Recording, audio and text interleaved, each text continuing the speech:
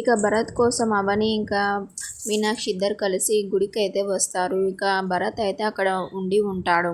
ఇక అవని వచ్చి ఏంట్రా ఇది ఇక్కడ ఎందుకున్నావు చెప్పు అని అడుగుతూ ఉంటుంది అవని. ఇక ప్రణతి ఉండి ఇలా అంటుంది, నేను ఎంత పిలిచినా ఇంటికి రానంటున్నాడు వదిన అని ఇంక అవనితో అయితే చెప్తుంది. ఇల్లు వాకిలి లేనట్టు ఏంట్రా ఇక్కడ కూర్చున్నావు, పద ఇంటికి వెళ్దామని అవని అయితే అడుగుతుంది. ఇక భరత్ ఉండి నేను రాను అక్క, నేను ఇంటికి రాను అని చెప్పేసి చెప్తాడు.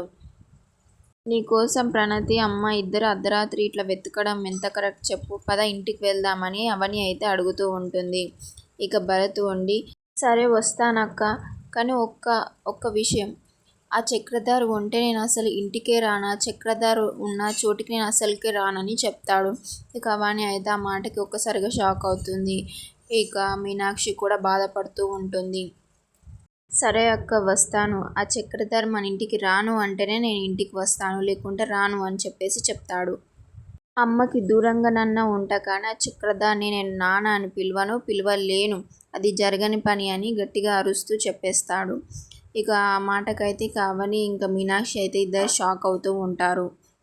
ఇక చూద్దాం నెక్స్ట్ ఎపిసోడ్లో ఏమవుతుందో. ప్లీజ్ అంతవరకు subscribe my channel and do support me.